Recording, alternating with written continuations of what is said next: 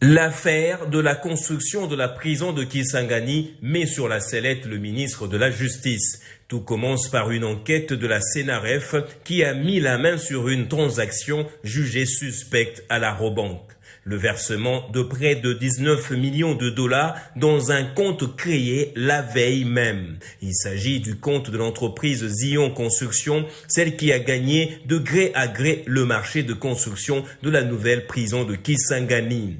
La lettre de la CNRF est récupérée par les médias qui la commentent dans tous les sens, mais jusque-là, difficile de confirmer qu'il s'agit d'un détournement, le compte étant séquestre et bloqué par la CNRF. Dans sa réplique, le ministre de la Justice affirme avoir demandé que l'on crée le compte de Zion Construction dans le livre de la Robank où se trouve le donneur d'ordre dans le but d'éviter de supporter des frais bancaires élevés. Mais les détracteurs du garde des Sceaux lui reprochent trois autres choses. D'abord, l'opportunité d'un tel projet qui va coûter à la République près de 29 millions de dollars alors que plusieurs urgences se présentent à lui, la passation des marchés de gré à gré et la qualification même des Zion Construction, une entreprise qui n'a aucune expérience dans la construction de prisons.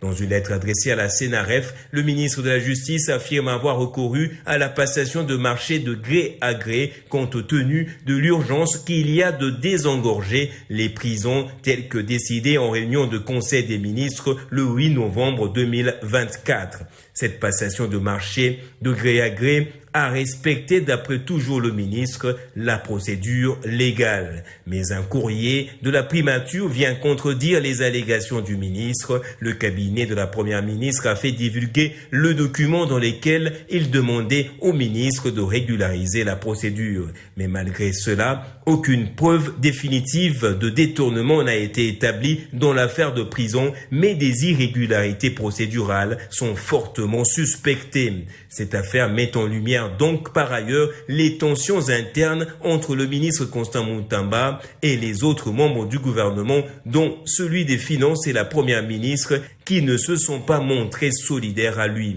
Mais en attendant le rapport final de la CNRF, Constant Mutamba a fauté pour n'avoir pas été transparent et pour avoir manqué de rigueur dans la passation du marché, ce qui alimente les accusations de détournement.